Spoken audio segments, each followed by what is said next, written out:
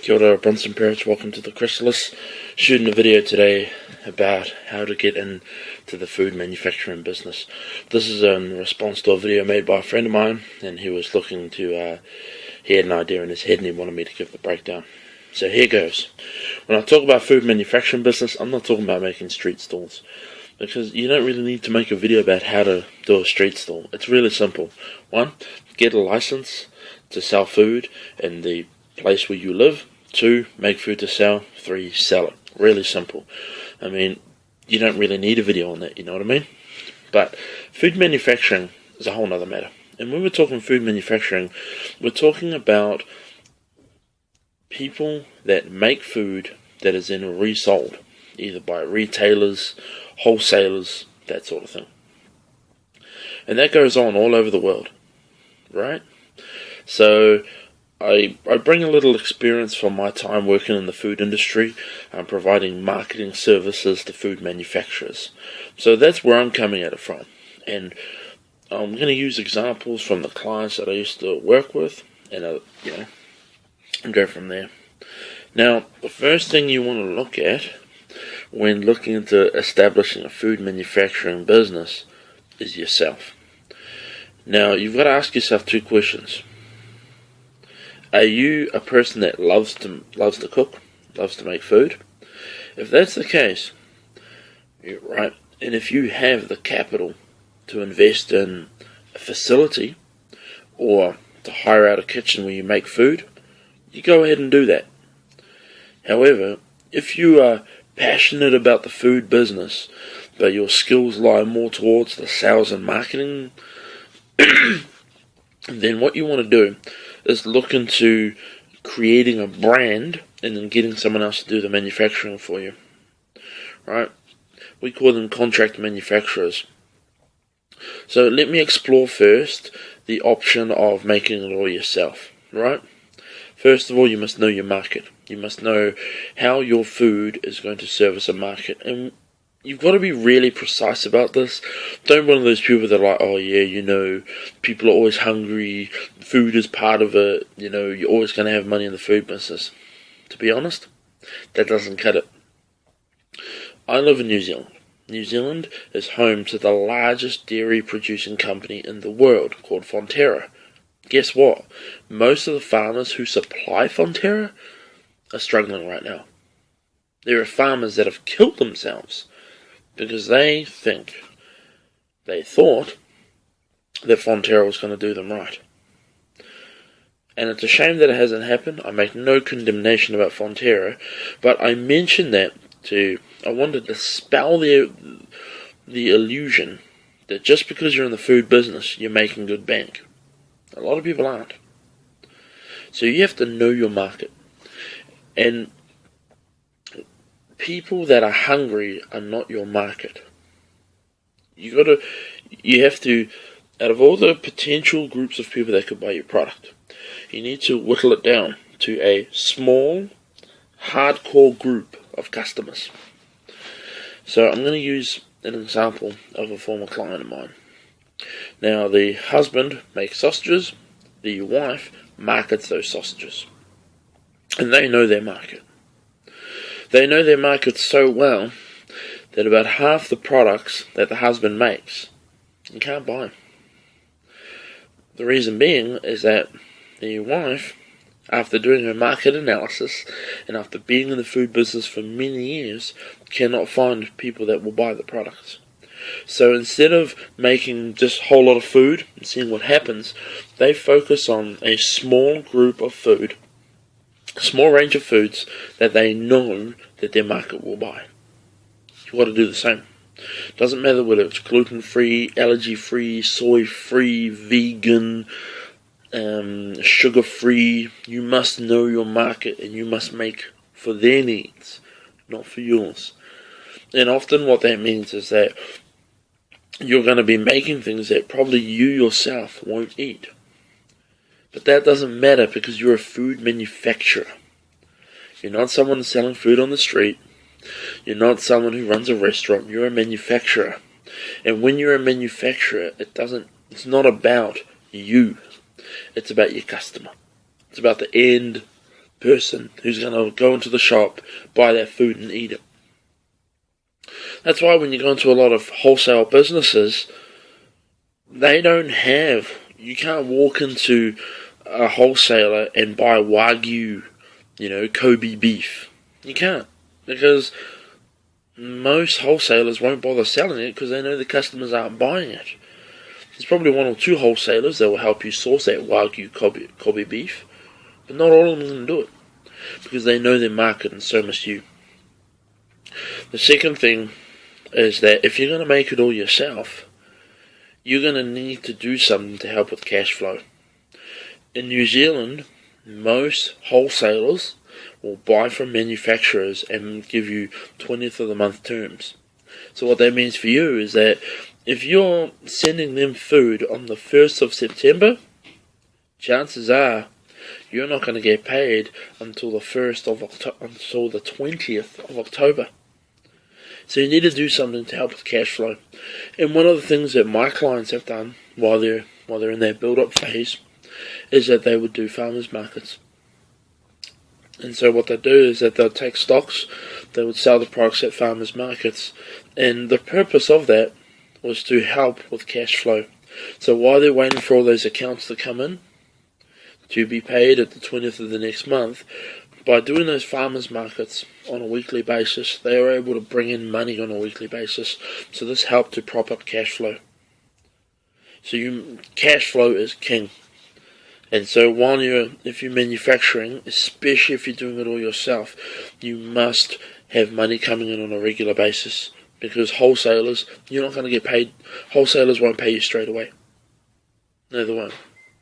Because wholesalers hold large amounts of inventory, and so cash flow is a big thing for them. So they're going to basically make you their bank. Understand that. And so, yes, manufacture, but focus on finding ways to make money in between the 20th of the month. The clients of mine that have been able to be successful have done so because they found ways to make money. Now, of course, you can find ways to, get paid quicker. So, a lot of my clients, instead of giving 20th of the month terms, would give 7 to 14 day terms. Smaller businesses will let you get away with that. A lot of big ones won't. And that's not because they don't want to necessarily. It could be because their corporate responsibility, corporate procedures mean that they can only pay people on the 20th of the month. I was doing work for another client, reasonably larger company, and I could tell these guys had really strict checks and procedures when, even before I would do the job for them, they would tell me exactly how many hours work they wanted, what locations, and then they would give me the purchase order number for the invoice straight away, saying, when you invoice us, here's your PO number, put that please, otherwise you won't get paid. But smaller companies have that flexibility. So if you look for smaller companies, smaller retailers, whatnot, that will either pay you cash or will pay you on weekly or fortnightly. And then look into ways in which you can sell direct to your customers. So, markets, that way you get paid weekly, daily. Shorter terms, that way you get paid weekly, fortnightly. Because one of the worst things you can do is put all your eggs in one basket, rely on getting a big contract, saying, oh yeah, I've got a supermarket supplying me, I'm supplying a supermarket, they're buying 1 million units a month, and then you have to wait 2 months to get paid. That will kill your business. So I know I'm going on about, I know I'm repeating it, but you must find ways to get paid daily, weekly, fortnightly, so that you can make enough money to survive monthly.